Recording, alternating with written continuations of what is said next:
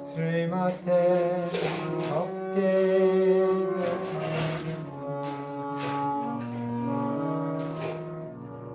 Swami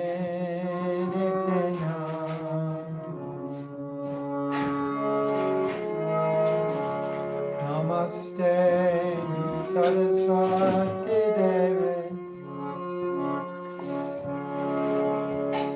Gaurabhani Pracharine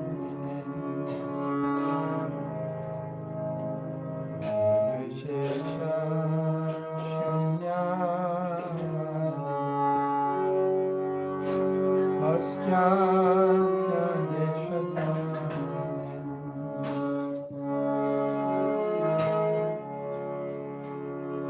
Jaya Sri Krishna Caitanya Prabhu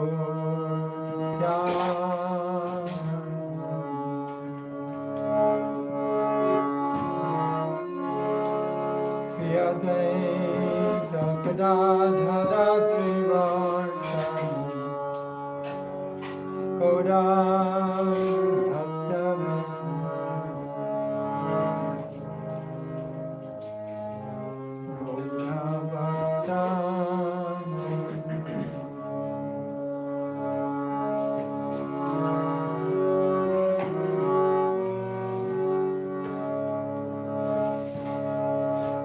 Hare Krishna, Hare Krishna, Krishna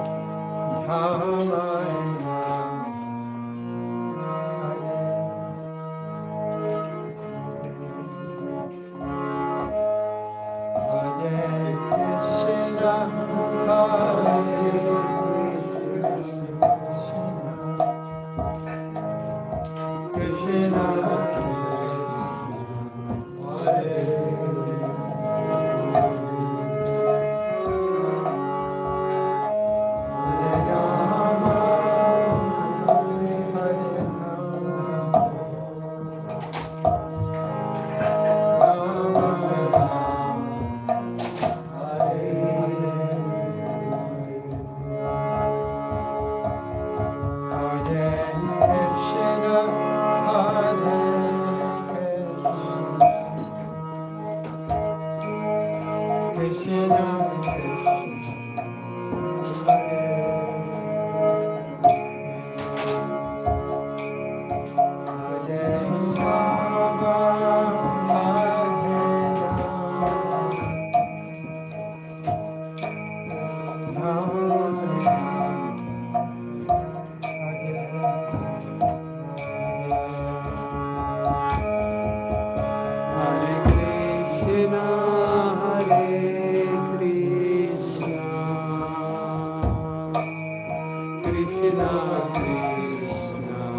Hare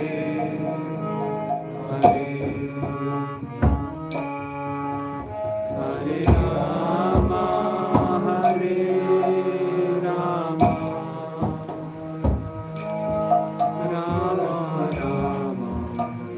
Hare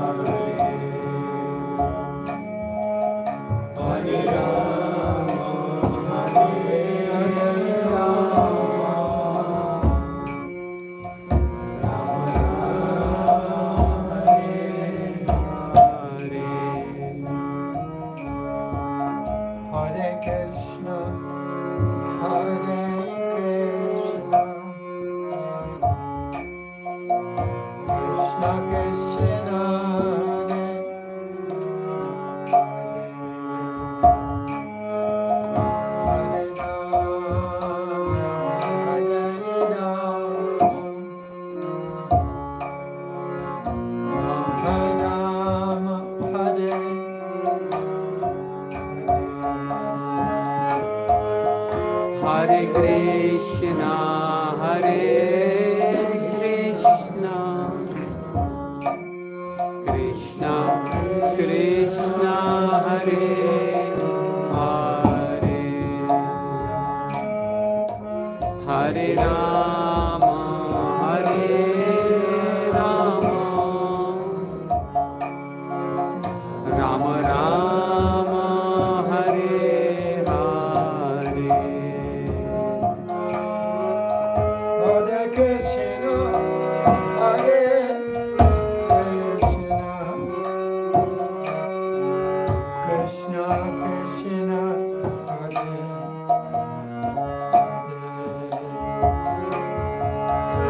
Hare Rama, Hare Rama,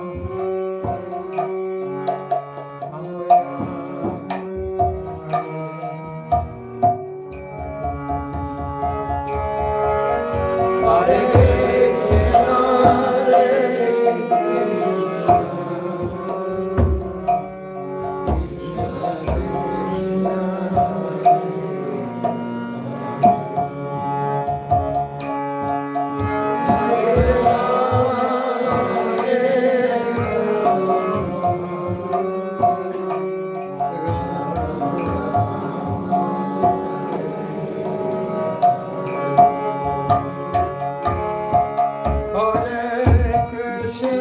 Hare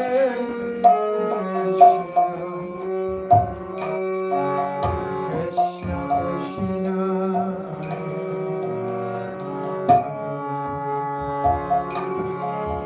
Hare Rama, Hare Rama,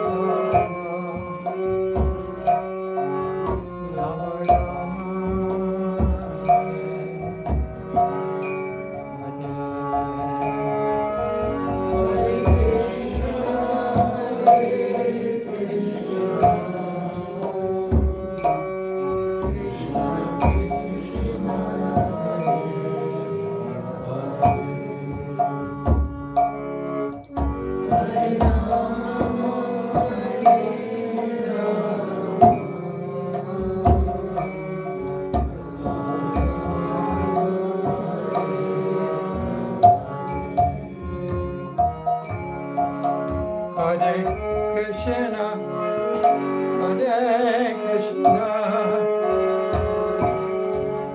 Krishna Krishna, Hare Hare, Hare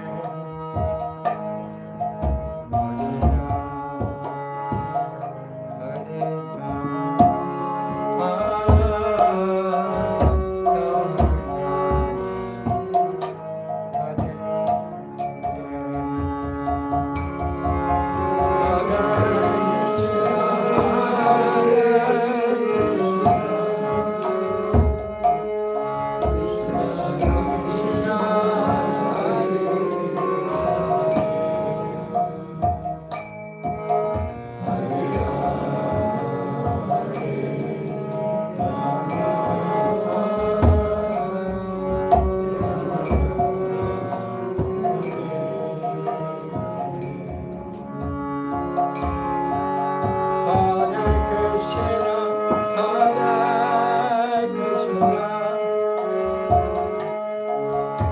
Krishna Krishna Hare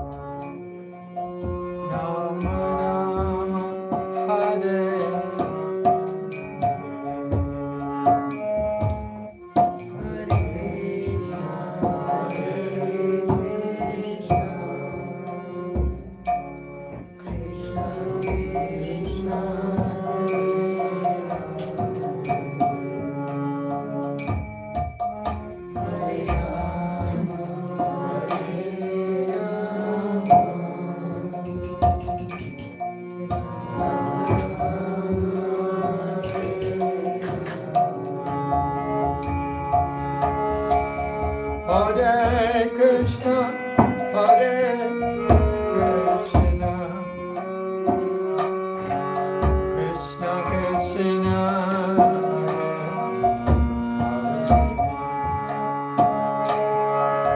Hare Rama, Hare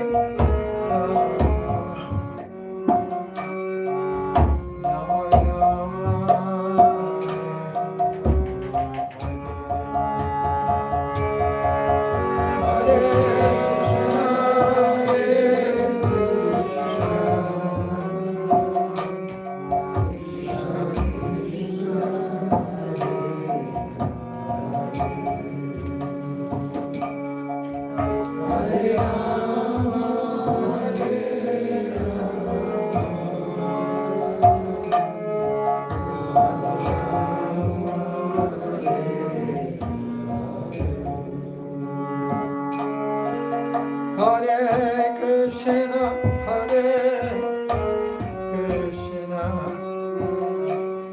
Krishna Krishna,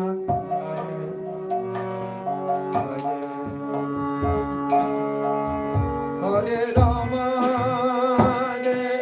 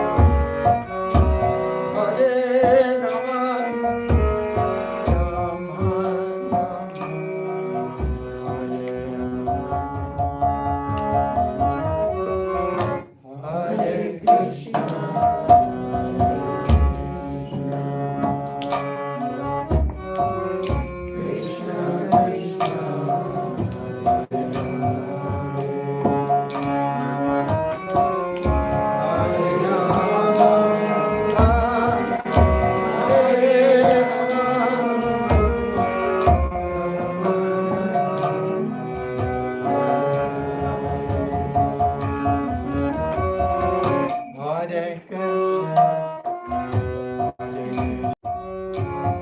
Hare Rama, Hare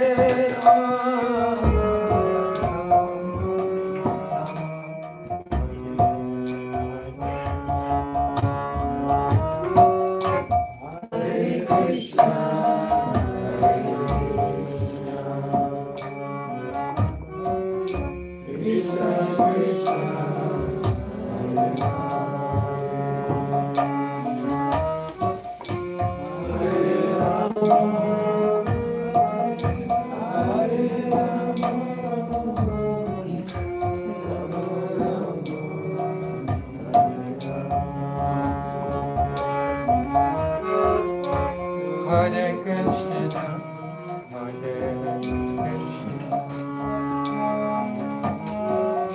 Krishna Krishna, Hare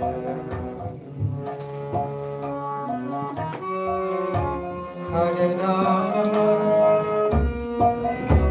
Hare Rama, Rama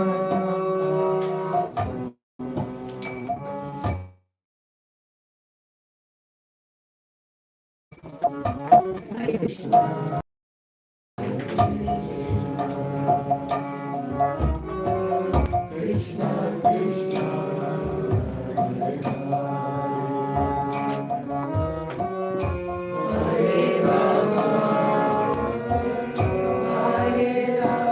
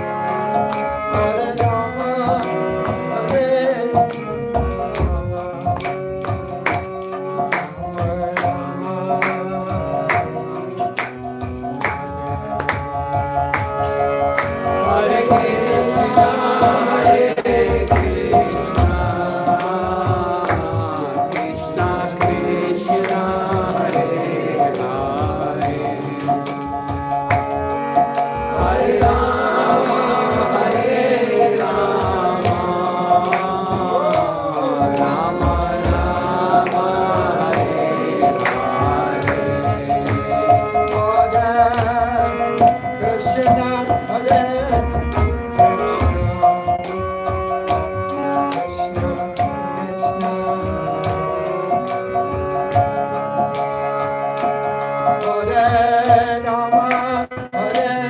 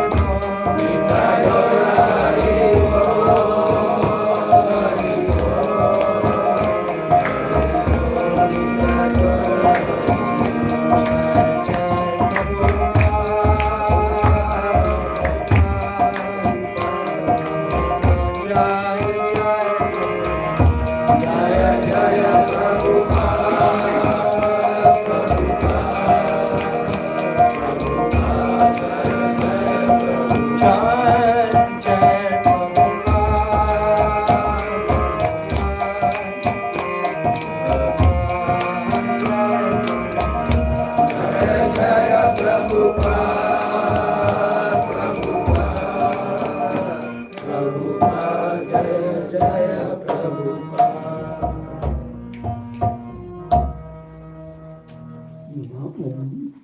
Vishnu Padaya, Krishna Prasthara Bhutale, Mati Bhakti Vedanta Swami Tanam. Namaste, Saraswati Devi, Gauravani Pracharya, Namaste, Shasmanyavadi, Prasakshade Sataya. Om again, Tanam Dasya, Jana Jana Sulakaya, Texas and the Tanzania, Tasmai, Sri Ravina, Sri Caitanya, Vishnu, Tanzania, Bhutale, Sayam Bhutale.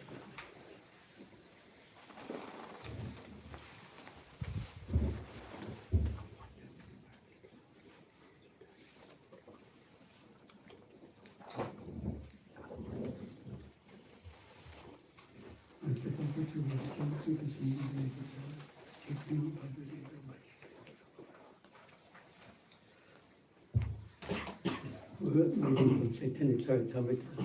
And I was listening to Isakapu, Hare Krishna. I'm so happy to see you. Hare Krishna.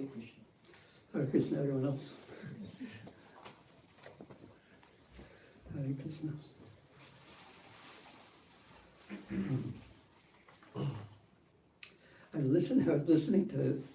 I've been listening to Prabhupada's morning walk recently, and Prabhupada is just so strong and heavy. I mean, you like that, yes? You're not a scientist, so yeah. But he's so strong, so heavy, and so fully faithful. And today I heard something, it's very short, but I wanted to play that. Are you a scientist, by the way? What do you do? I'm a business consultant. Okay. Somehow I just thought this was, I don't know whether I thought it was funny or, but it was so, let's see if we can get this. Ready to go, Paul? Are you not well? You got a bit of smoke around.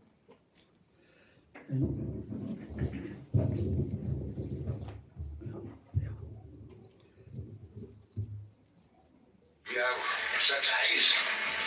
What is that answer?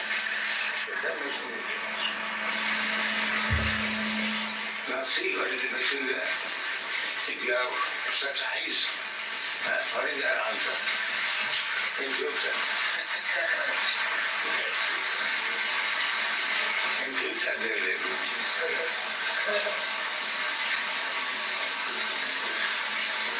People say that nature has created such a nature is better than you. Then you are not self. You have to accept somebody is better than you. You know, you don't learn from him. But they say that they can control nature. Again, that irritates me. When they speak like that irritates me. Did you hear that? Yeah. What did you hear? That the nature, they say that the nature can be controlled, and then No, they just say that the nature can be controlled. They say things, they're talking about who created this or that. And then I think it was Brahmananda who said, well, they say, scientists say that nature created it. And then Prabhupada said, well, that means that nature is greater than you. And of course he threw in the word rascal in there because so many of them are truly rascals. But then Brahmananda Prabhu countered by saying that, but nature's created it, but we can control nature. And then Prabhupada said, when they say that, that really irritates me. That really irritates me. I've never heard him speak like that before. It means that really disturbs me, and that was why Prabhupada was always so strong against science. There's many times he also says, not against science, but against scientists who say that there is no God. Maybe we have to put the volume down. And that we can control nature. We just see the results of them. People trying to control nature, and do things in a better way than the natural, simple way that Krishna has organized things, the result is disastrous. And not only disastrous, but dangerous, like anything. So in one sense, it wasn't so obvious at that particular time when Prabhupada was speaking, which was just 50 years ago. But really now one can, it's such a dangerous situation the world is in, where the great achievements of science, like rockets that can not only go to the moon or to Mars or something, but they can also go anywhere on the planet, and you just put some nuclear warhead in there, and there's so much false ego at stake, there's so much money at stake, and the people are just like pawns, they're just insignificant in this. So the purpose of the rulers, the kings in the Varnashrama culture, is that they have to see the citizens as their praja, as their own children, and take care of them. And they, because when you're a ruler and administrating, you're dealing with so much power, money.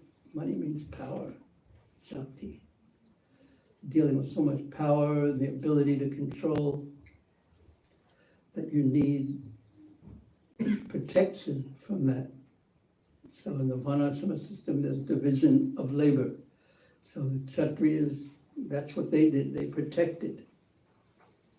And then because there's such a tendency, or not tendency, their service entails dealing with Rajagun, the mode of passion, which tends to be excessive, and false ego tends to be involved. So therefore, the Brahmins would give them guidance, teach them and give them guidance. And one of the special qualities of the Brahmins was that they're on one level, they're at the top of society, but they're renounced and detached. They're not interested in power. So they have to be in sattva-gun and goodness. And therefore they'll gain the respect of the Kshatriyas.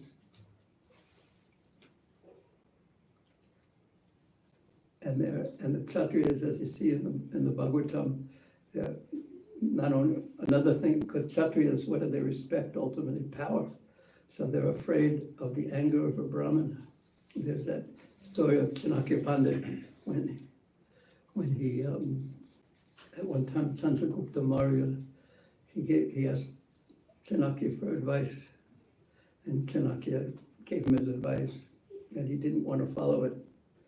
And Chanakya, I told you this one time, and Chanakya Pandit just said, okay, I'm leaving. He's just living in some little hut, because soon as they're on the payroll, so to speak, then you have to please your boss. That's the way it goes.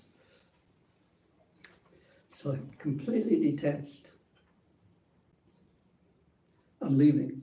And Chandragupta Maurya became terrified, because he was the main source of the intelligence for his gaining the kingdom. And what to speak of if some super intelligent Brahmin becomes angry at you, what happens if he takes the side of your enemy? And he'll advise them. So, and then there's the ultimate thing, what happens if he curses you? Because they have Vaksiddhi and so much Shakti. And if they become angry, it's a problem for you.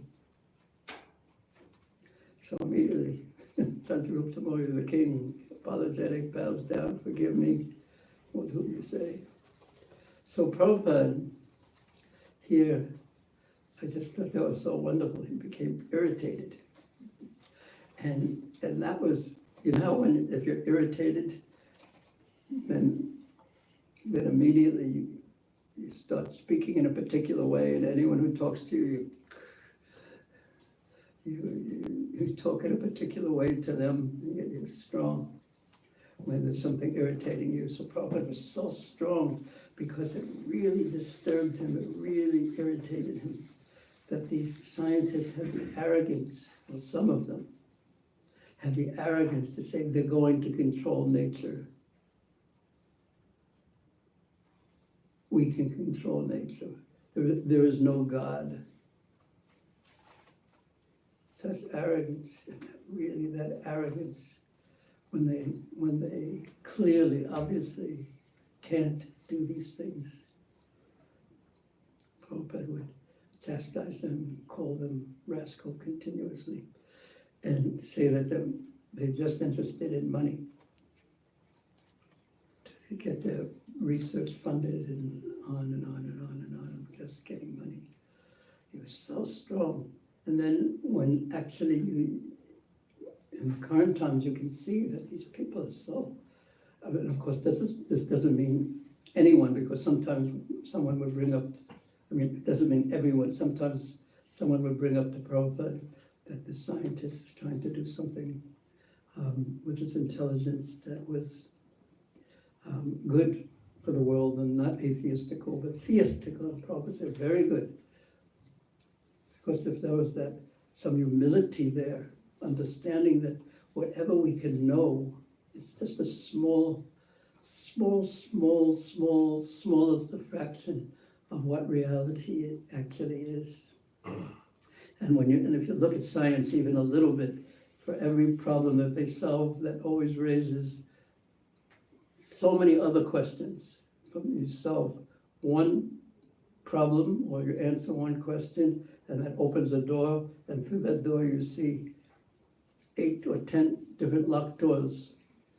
And then you go, and then after some time you figure out how to open one of those doors, and there's another 8 or 10 behind that. And then, so there's just unlimited knowledge, and it's completely subtle. It's so, because the universe is based on, it's based on the subtlest of principles, and ultimately it's based on supersoul.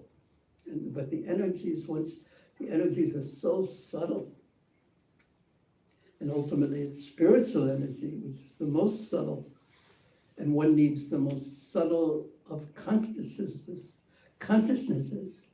to perceive the subtle. The more with gross consciousness, even if you're a bug, you can perceive this in a particular way, but to see it in a different way, the more subtle your consciousness is, will change the way that you see it. So we want to make our consciousness more and more subtle, because, like Prabhupada was saying, if your eyes are imperfect and you look through a telescope, you can't, what you'll see is going to be based on your imperfect eyes, so therefore you can't, whatever you see, even through the telescope, will be imperfect. So usually when I'd hear that, I would think, but at least you might not be able to see the absolute truth through the telescope, but you'll be able to see the moon or Mars, or you could see some further galaxy or whatever, a black hole somewhere. So at least you could see that. But Prabhupada meant something more subtle than that, is that Krishna is actually there in everything. He's in every atom. He's between every atom. I even heard him say, perhaps yesterday or the day before, in one of these morning walks, that material matter, is also conscious, but it's covered, because everything is ultimately Krishna, but it's covered. The covering is so deep, it's unconscious in that sense, but it's actually conscious because Krishna is there. So to see, and that was the question in the 5th canto. I'm getting a little off topic, excuse me, from the Caitanya Caritamrta. But in the 5th canto, the question that Maharaj Pariksit asked Sukadeva Goswami that causes him to describe the entire universe was, how could I look at the universe? How could I look in with such and see the Lord in his subtle form? So he's describing the universe in such a way that you can see Krishna there, because Krishna is there. This is so much the content of the 11th canto is just on this point. Because how would he not be the absolute truth? He's not just the creator of this world. He's the absolute truth. That means he includes everything. So to have such consciousness that you can see Krishna everywhere, that takes the subtlest, most refined consciousness. And no matter how many magnifications you put on a telescope, you won't be able to refine the consciousness that's looking through the consciousness unless you actually looking through the telescope and actually unless you refine that consciousness. And what is the consciousness that allows you to see Krishna, Premanandana, and Charita Bhakti? We had been listening to a lecture that I ended up speaking about in Melbourne by Prabhupada. He was talking about frequencies. Like there's so many frequencies going through the atmosphere right now. So if you have your mobile phone and there'll be a particular frequency that you can receive a phone call, or you can receive the internet, or you can receive some radio show. In those days, Prabhupada was speaking about radio. How many of you have a radio in your house? Only Linda, hey. That's the spirit, Linda. When you like something, you really like it, you're not whimsical. So there's so much radio shows going through the atmosphere and everything else, but if your receiver has a specific frequency, you'll pick up that. So Prabhupada was giving the example that if you have bhakti and you make an offering to Krishna, even though Krishna is in the spiritual world, he'll perceive that. And then immediately he's there because he's unlimited. So the entire personal mission of Krishna consciousness, of our own lives, is to somehow or another develop bhakti. Bhakti, the affection for Krishna, the transcendental affection for Krishna that causes us to want to please and serve him. We want to develop that, and then we'll see Krishna everywhere and everything.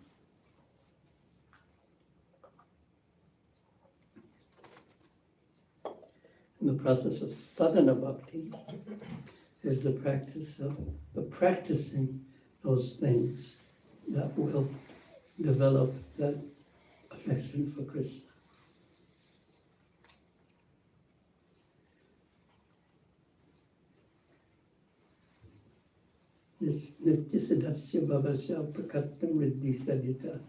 That the purpose of sadhana bhakti is to develop bhava bhakti.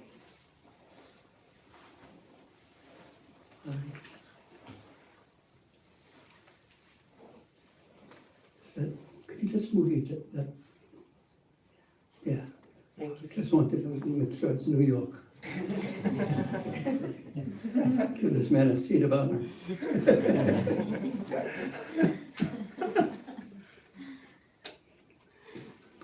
Any questions on any of this?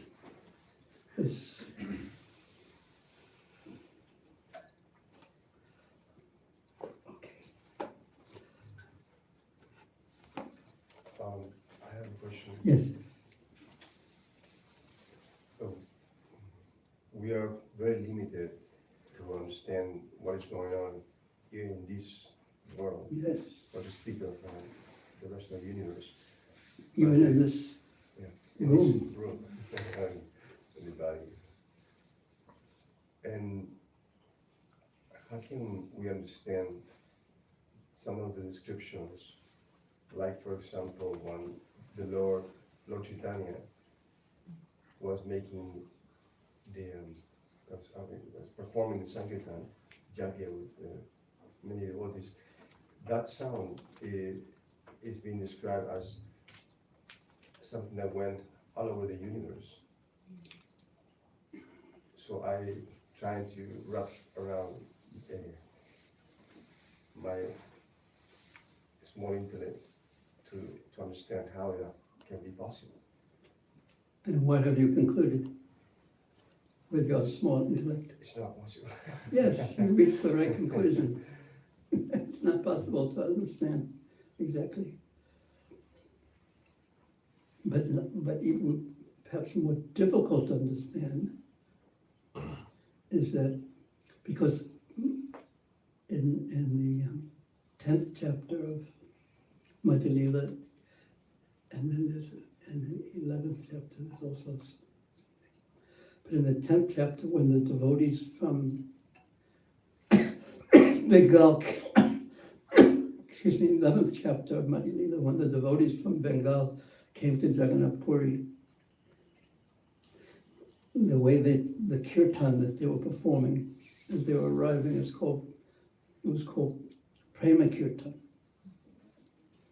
And when Maharaj Prataparudra, he was on top of his palace with Gopinath Acharya and Sarvabhauma Bhattacharya, and they heard this, and he heard this, and he had never heard anything like it.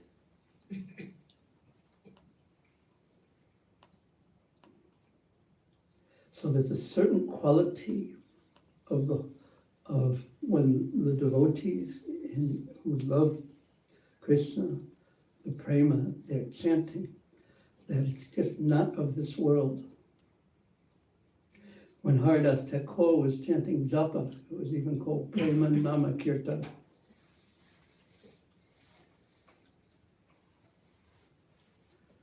So when Mahaprabhu, when Mahaprabhu is chanting, maybe it goes around the world, but it goes to Goloka Vrindavan, and Krishna hears that. Of course, it's different when Mahaprabhu is chanting.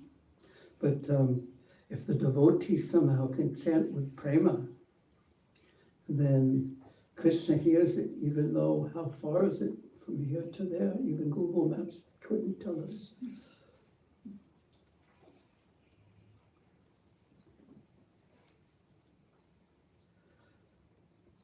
So that sound vibration is on a different level.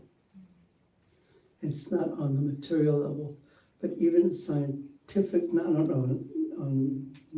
modern science, but we can even see in modern science that a radio wave or a microwave or some different type of a high frequency wave can go all around the world. So why not?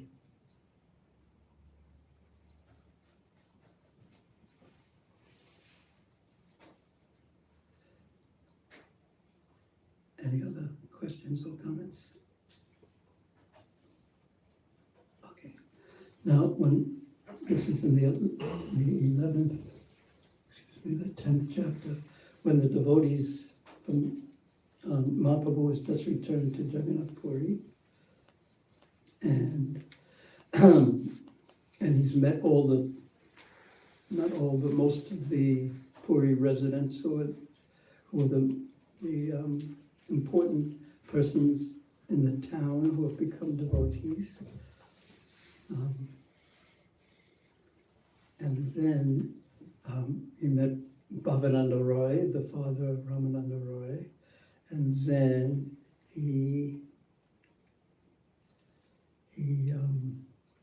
then Paramananda Puri came, and we discussed the arrival of Paramananda Puri last week. And then the next person who comes is Sarup Damodar. So I'll start reading about Sukdamata. Now there's the first maybe 15 verses in describing Sukdamata discuss who he is, because he's such an important person in Caitanya Lila in Jagannath Puri. Ready?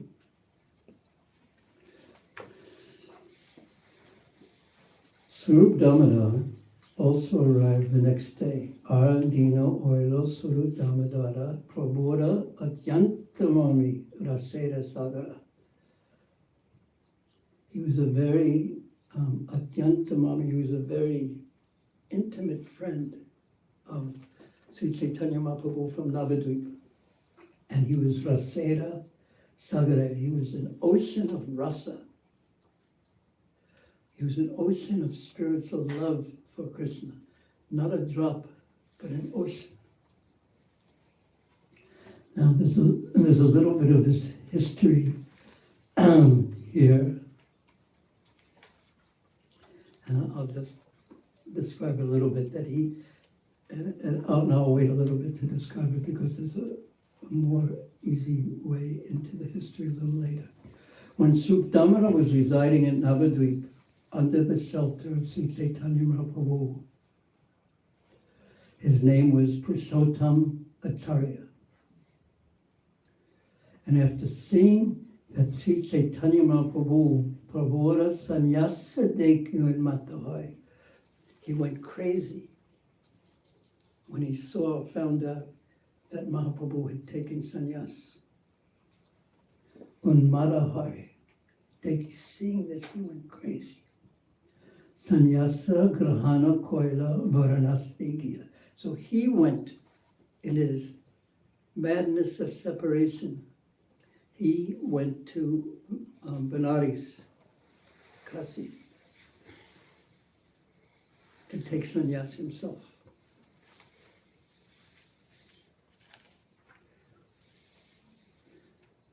At the conclusion of his sannyas, his spiritual master, Caitanyananda Bharati, ordered him, Vedanta Padiya Pada Samasta Lokera. Read the Vedanta Sutra and teach it to all others.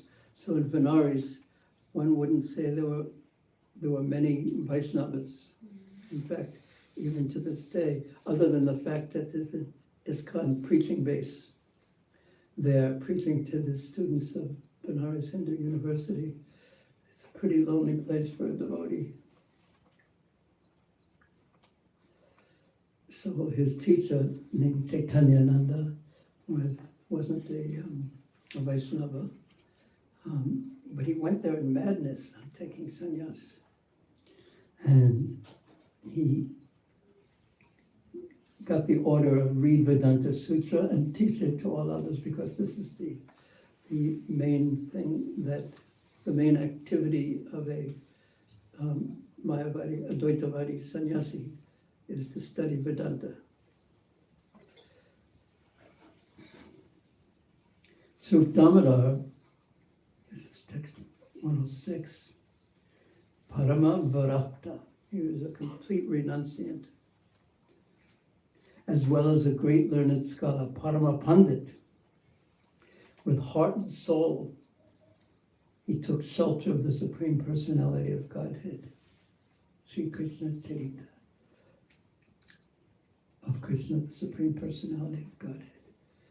Asriyache Sri Krishna Charita, Kaya Mana, with his body and with his mind, completely took shelter of Krishna.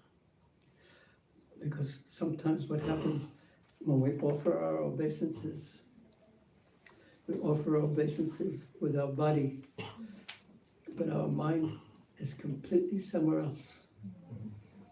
Or sometimes we chant our japa with our tongue and fingers on the beads, but our mind is completely somewhere else.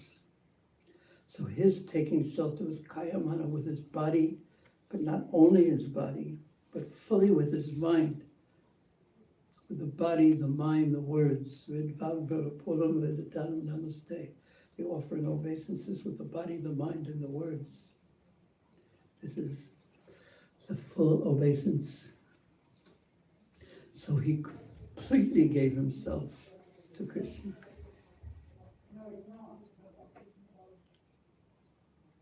Completely. And these kind of people have such quality that once they give themselves to Krishna completely, there's no, I don't feel like it today. I'm having a bad day, or this problem, or that problem, or no, it's forever. They're not whimsical. So he was very enthusiastic to worship Sri Krishna without disturbance, and therefore, almost in madness, he accepted the sannyas order. Unmara kolilatena sannyasa bhani. He took the sannyas order. Upon accepting sannyas, Purushottam Acharya followed the regulative principles by giving up his tuft of hair, Sika went, and the sacred thread, because, but he did not accept the saffron colored dress. Also, he did not accept the sannyas title, but remained as a Naistika brahmachari. So he took sannyas, but he didn't really fully take sannyas at the same time. So he wasn't considered a sannyasi, but he was considered a sannyasi. So he didn't complete everything because he didn't want to be bound by all the particular restrictions that a sannyasi is bound by. Rather, he wanted to keep to the main purpose of his existence, which sannyasa and the other orders of life are meant to push us towards, and that means developing love for Krishna. And he wanted to just be undisturbed in his service to Krishna. So he decided to not fully take sannyas, but he sort of mostly took sannyas.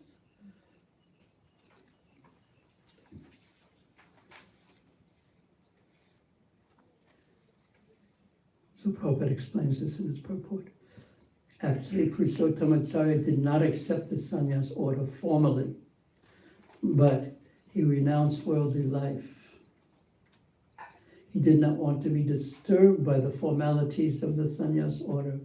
He simply wanted to worship Lord Sri Krishna without disturbance. Therefore, with heart and soul, he took up the renounced order, but not the formalities accompanying it. Renunciation means not doing anything but serving the Supreme Personality of Godhead, Sri Krishna. When one acts on this platform, trying to please the Supreme Personality of Godhead, one is both a sannyasi and a yogi, as per the Bhagavad Gita 6.1. Anasrita karma phalam karjam karma karotiya sa sannyasi sa yogi cha niragni Natsakriya. The Supreme Personality of Godhead said, one who is unattached to the fruits of his work and who works as he is obligated is in the sannyas, the renounced order of life. And he is the true mystic, not he who lights no fire and performs no work. So after taking permission from his sannyas guru, Sukdamana went to Nalatala and accepted the shelter of Sri Caitanya Mahaprabhu. So he's gone and taken shelter of Mahaprabhu. But exactly what happens when he is with Mahaprabhu for this first time after Mahaprabhu was taking sannyas, we'll talk about soon. Then all day and night, in ecstatic love of Krishna, he enjoyed transcendental mellows in the loving service of the Lord. Ratre dine Krishna prema ananda vivale. Sukdamata was the limit of all learned scholarship, but he did not exchange words with anyone.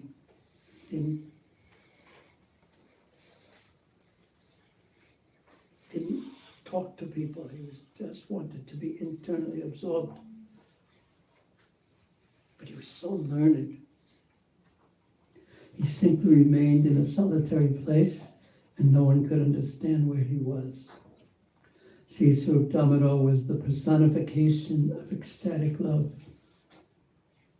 Now, what do you think that means? He was the personification of ecstatic love.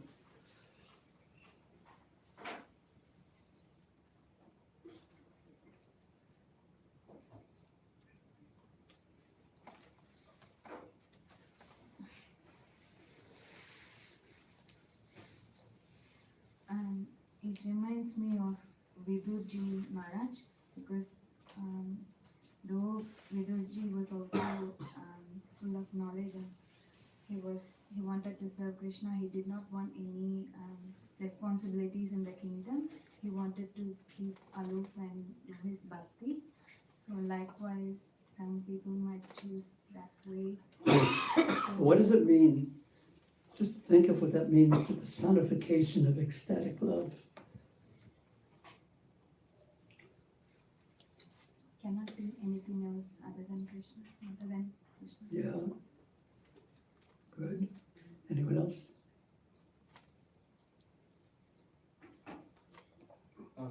That he was always active in his service to Krishna.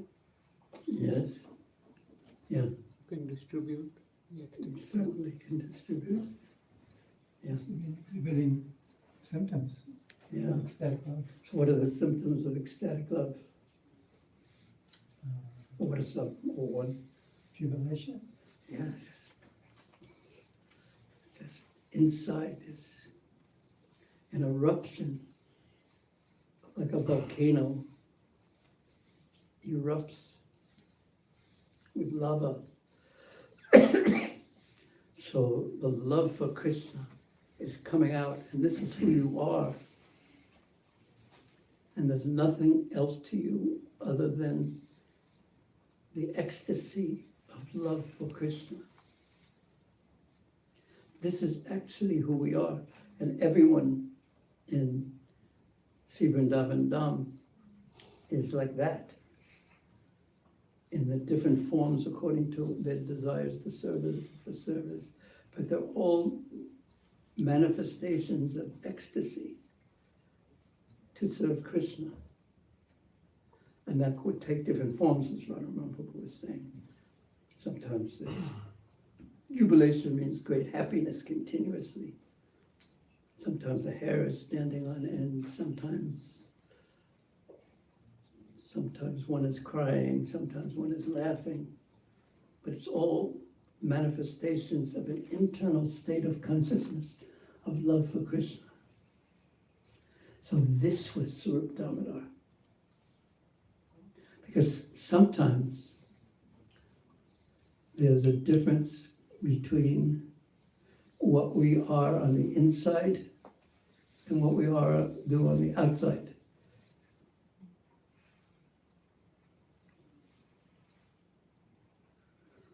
But there was no difference for someone who's the personification of ecstatic love.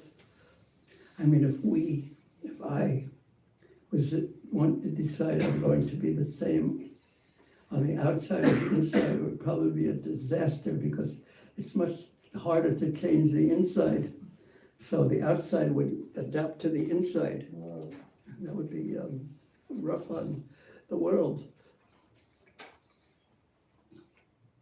Armies, attack Brajmohan immediately. Take his bag.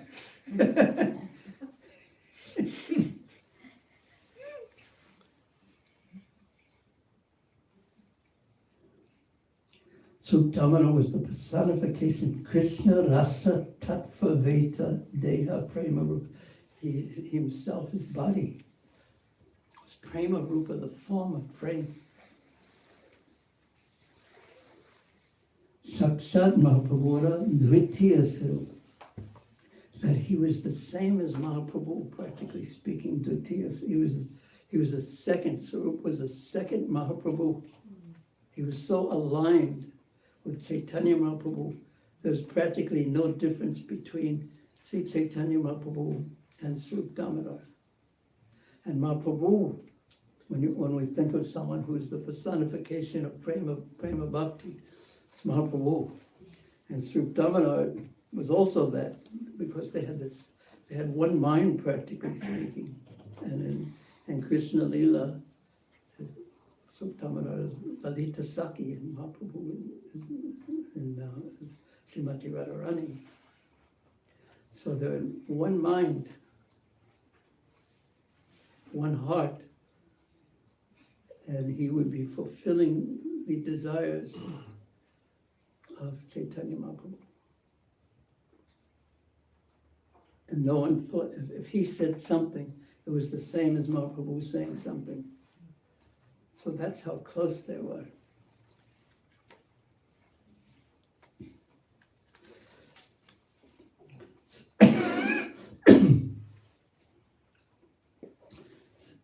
Sri Sruptamara was the personification of ecstatic love, and he was fully cognizant, aware of the transcendental mellows in relationship with Krishna. He was on that level that he was fully, practically living in Goloka Vrindavan while in this world. But he wasn't in this world when he was in this world. And he directly represented Sri Caitanya Mahaprabhu as his second expansion. If someone wrote a book, and this is something that happens in the 5th chapter of Adya-lila, if someone wrote a book or composed verses and songs and wanted to recite them before Sri Caitanya Mahaprabhu, Sruptamara would first examine them and then correctly present them. Only then would Sri Caitanya Mahaprabhu agree to listen. Sri Caitanya Mahaprabhu was never pleased to hear books or verses, Bhakti Siddhanta Viruddha or Rasavasa. He was never pleased to hear books or verses opposed to the conclusive statements of devotional service.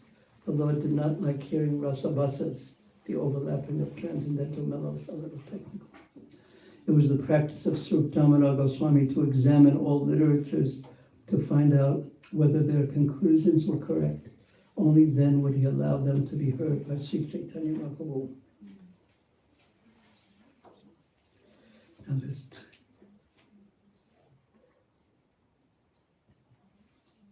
any questions up to this point here? Given the character of Sruptamara, right from what we first heard, and then he took initiation in Benares and was instructed to study and teach Vedanta. How do we understand that he did something different? He didn't. Because what's Vedanta? Vedanta Sutra ultimately teaches. There's the Advaita Vedanta, and then there's 4 different Vaishnava schools of Vedanta. So there's 5 different schools of Vedanta, one could say. And he taught the Vedanta as the end of knowledge. That means rasa.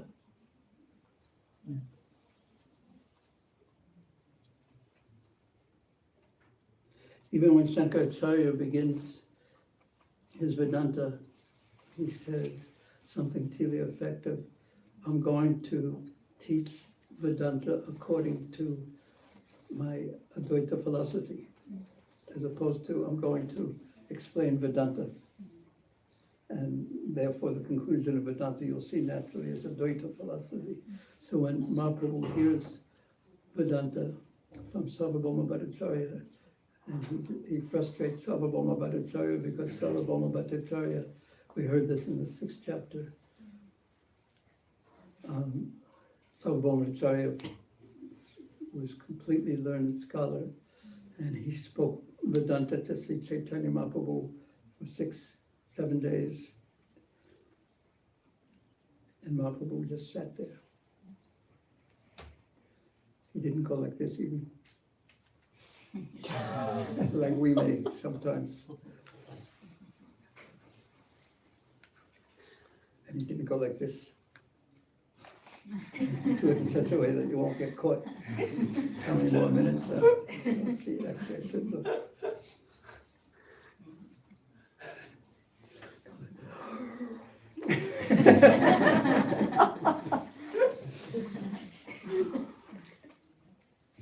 Or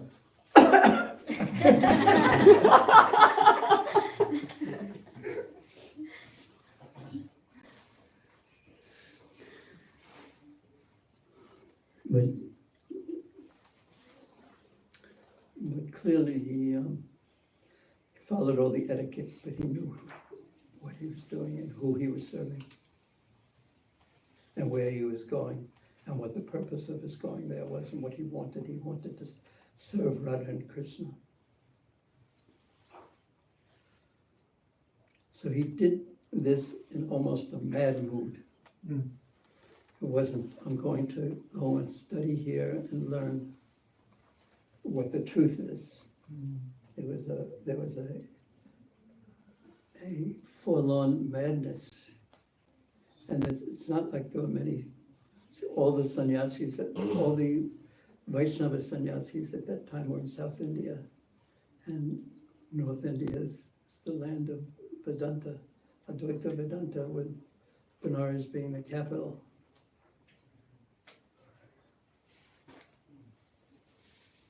So he went with it to take sannyas, become completely, I'm finished with this world. That's the idea.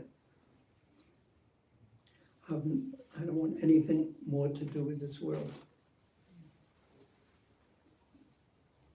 And Prabhupada, interesting his purport to that, he explained that that can be done from any position in life.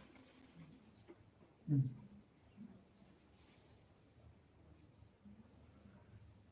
That's how he explained it. Did you have a question? It was the same question. I just had one more thought that his practice of and following of Vedanta was different from what his guru's practice was. That's also like for Sri Chaitanya. Well, it doesn't speak about him, his guru, but Benares sold Mayavadis. And even the name Caitanya Ananda, although when we think of Caitanya, we think of Mahaprabhu, but Caitanya just means the consciousness, the Ananda of the consciousness is when it expands to be everything.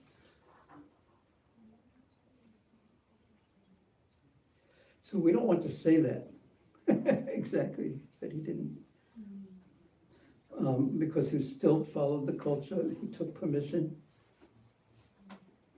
from his guru and went to, very, very properly, but he also when Srila Jiva Goswami, when he studied in Benares under, I think it was Madhusudan Saraswati or something like that. Yeah, he studied all Mayavadi Vedanta, and I had actually heard that as his Guru Dakshin, when it was time for him to leave, he presented his Guru with a book completely defeating everything that he had taught him. I've never seen it written anywhere, but I heard that. Because he studied it to be able to, you have to understand something deeply. Because otherwise, our answers, our refutations are all superficial. You have to understand something deeply, like with science. We could say, all our usual, when we're talking to other devotees, we can criticize scientists, but when you're talking to an actual scientist, it's not, you have to understand it as deeply as they understand it and then be able to defeat it. So so Srila Jiva Goswami was like that. But when he went, it seems from 2 times it's mentioned, that he went in a mood of, I'm finished with this world. So he sort of took sannyas, but internally he fully took sannyas, detached from this world. Any other questions or comments? Because there's just a few other verses. that I'd like to read up to. And then there's one verse. Sri Caritamrta used to read the poems of Vidyapati and Chandidas and Jayadev Goswami's Sri Gita Govinda, especially Gita Govinda. He used to make Sri Caitanya Mahaprabhu very happy by singing these songs. Sri Caritamrta was as expert a musician as the Gandharvas, and in spiritual discussion he was just like Brihaspati, the priest of the heavenly gods. Therefore, it is to be concluded, there was no great personality quite like Sri Damodar. He even wrote a book on music called Sangita Damodar. Sri Damodar was very dear to Advaita Acharya and Nityananda Prabhu, and he was the life and soul of all the devotees headed by Srivas Thakur. He was so qualified, but so possessing a Vaishnava heart that there was no envy of the other devotees of him, even the topmost devotees. There was no envy, there was no, what other word? There was none of, huh? Jealousy. What? Jealousy, okay, but what other thing? Yeah, there was no pride, yeah.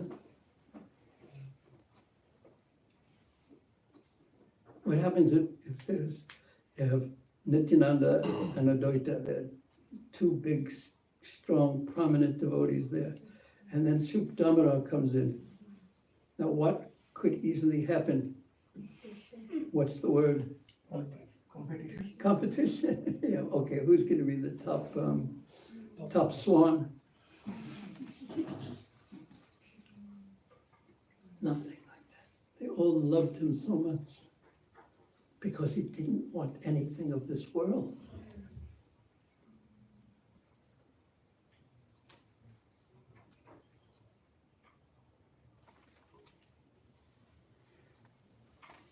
So here's Sri Damodar is coming.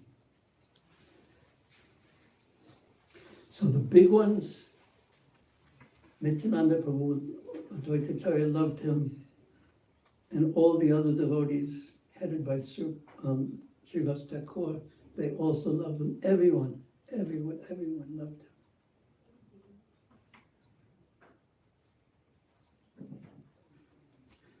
And when Sri Damodar came to Jagannath Puri, he fell flat before the lotus feet of Sri Caitanya Mahaprabhu, offering him obeisances and reciting a verse. Now this is a verse that he has composed. And I'm going to read it, but we won't discuss it now. We'll discuss it next week. Krishnawini. This is the verse. So all that was just a preparation for understanding something about Sri Damodar.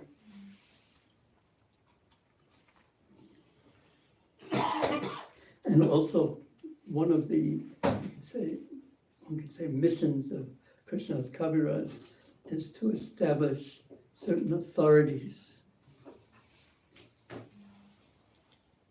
as actually representing Sri Caitanya Mahaprabhu. He establishes Haridas Thakur as an authority. He establishes Rupa, Sanatan, the six Goswamis, all of the six Goswamis as authorities.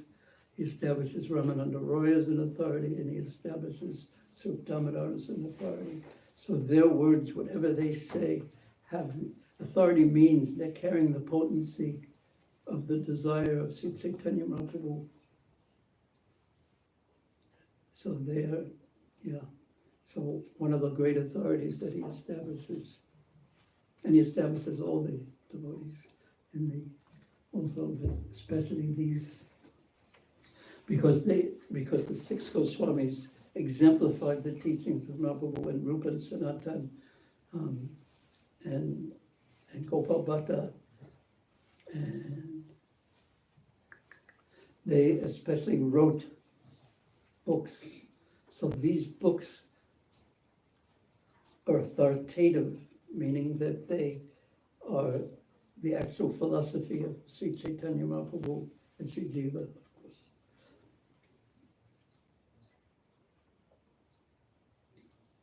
because Mahaprabhu himself only wrote 8 verses.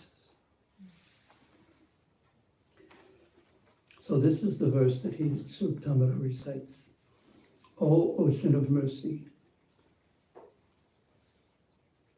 Sri Caitanya Mahaprabhu, O ocean of mercy, Sri Caitanya Mahaprabhu, let there be an awakening of your auspicious mercy, which easily drives away all kinds of material limitation by making everything pure and blissful. Drives away all material lamentation, because to live in this world means that you get scarred by this world and lament. There's no way around it.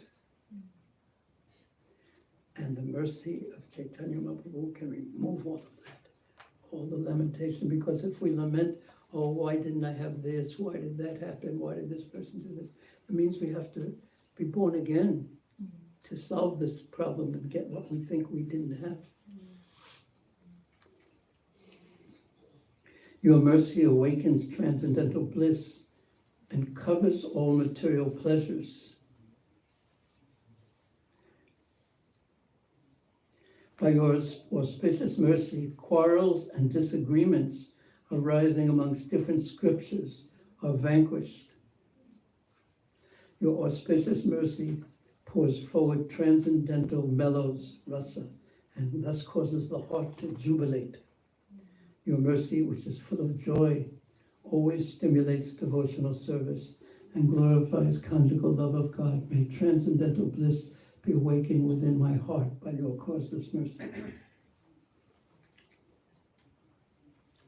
Thank you. Any questions or comments? Do you have a secret question? No, I was just thinking about, Yes, that's what I thought. Go ahead. should I ask that? So for Rasa Bhasya term which is there, which is to not listen to or believe in the foundations No. of Rasa Bhasya. What's It's a technical literary term. That means it's like when Krishna is with Radharani, can Mother Yasoda be there? I mean, if they're engaged in playing in the forest, can Mother Yasoda be there? No, Why? it's a different mode of. Yes, so that's what Rasa Bhasa means, that the moods don't, they conflict with the rasa, the sweetness that's going on. So people who are not aware of the actual details of the science of devotional service, they'll put in things that conflict. It's like someone, do you play the violin? Okay. Say someone's playing this beautiful violin and suddenly, and then suddenly, oops, it just, especially if your consciousness is fine-tuned to music, even a little bit of off-key is so disturbing. So Mahaprabhu was completely fine-tuned to rasa. So anything with any rasa basa is too disturbing. Or a gourmet cook has to have a gourmet tongue. And if the spicing and everything isn't right, and, just ordinary people like me,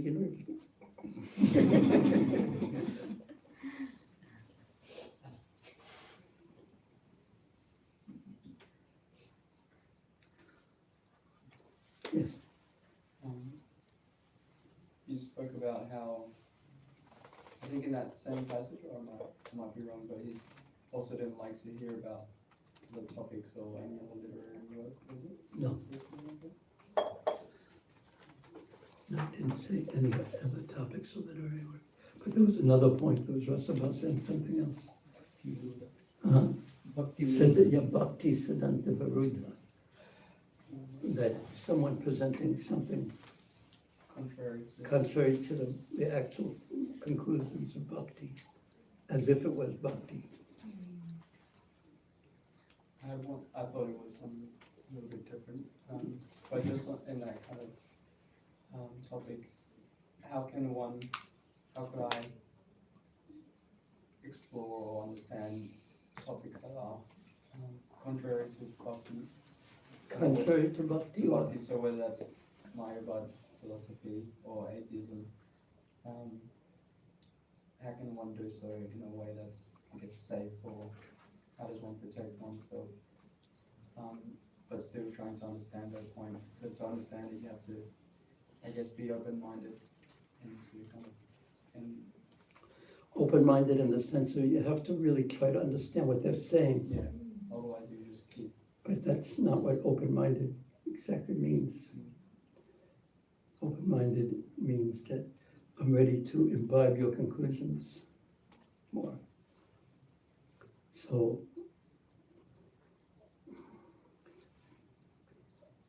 this is of course a complicated topic and very individual, and should be done, the simplest way to say it, it should be done under guidance, and there should be a firm foundation of our own philosophy and have read everything carefully and understand it deeply. And it should be done under guidance. So you can anytime if you have a real question, you can ask. Those are two simple principles. One's own foundation has to be firm. And second, under guidance, and especially in case one has a question, there needs to be someone you can ask.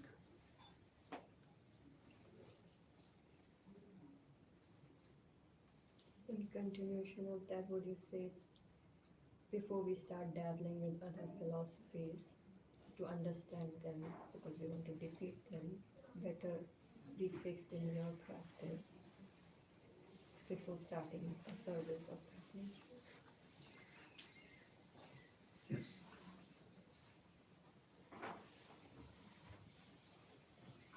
Otherwise, the boat will tip over and you'll end up in the water. And it's not, usually speaking, it's not like if you lose your faith in this, then you gain your faith in this.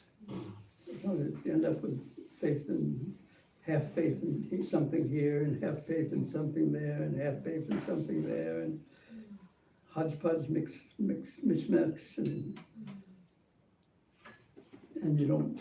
Or another way to look at it is like you're looking for water. So you dig a little well here, and then you get about this deep. I think I'll try over there. And then you dig a little bit over there. I think I'll try over there now. And the water may be 10 feet deep, and you go 2 feet in 10 places. And you think there's no water around. But I'll try over there, a little bit over there, and you dig over there.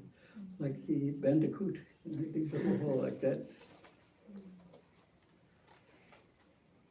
Yeah, it's better to make sure that you hit the water. And then that you're getting the nourishment that you need. Prabhupada, you have any secret question? If it was a secret question, we don't want to ask it in public, maybe. I don't know. Did you happen to look at that book that I showed you?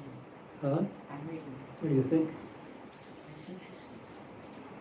Gives a little more information about Bhakti Siddhanta Saraswati Thakur. Yeah, a lot of this I've never heard. Yeah. You know that Bhakti Siddhanta Saraswati Thakur, when he was in his mid-teenage years or whatever, when he was studying, he used to play chess.